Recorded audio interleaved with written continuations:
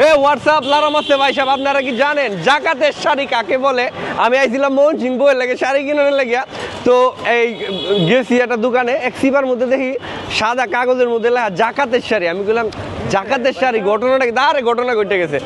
জাকাতের শাড়ি ঘটনাটা কি? এটা কি সৌদি থেকে? এটা কি মহাপবিত্র কোনো শাড়ি? কয় না, এটা বাংলাদেশেই হয়, কিন্তু এটা একটু কম রেটের মধ্যে আর কি। আমি কম রেটের মধ্যে, তাহলে এটা জাকাতের সাথে সম্পর্ক কি? কয় জাকাত যারা দেয় এরা তো মনে করেন 300 টাকা দিয়ে যদি একটা শাড়ি দেয়, বান্ডেলটা একটু বড় দেওয়া যায়, এই কারণে তারা শাড়ি দেয়, লুঙ্গি দেয়। আমি কিন্তু বালাই হয়েছে।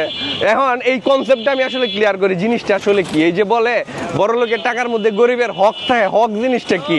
হক মানে কি জিনিসটা এরকম যে আপনি যদি ইচ্ছা হয় তাহলে দিবেন, নাহলে দিতেন না। মনে করুন অগ্রণী ব্যাংক লিমিটেড ময়মনসিংহ শাখায় আপনার একটা অ্যাকাউন্ট আছে। থ্যাংক ইউ ভাই, কথা হবে। তো অগ্রণী ব্যাংক লিমিটেড আপনার একটা অ্যাকাউন্ট আছে, সেই অ্যাকাউন্টে আপনার কিছু টাকা আছে।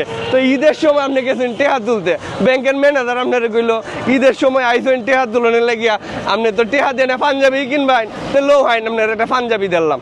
আপনার যদি পাঞ্জাবি দেওয়া আপনি কি এটা মানবেন? বেটা লোক কার্য করতেন না, মারতেন না।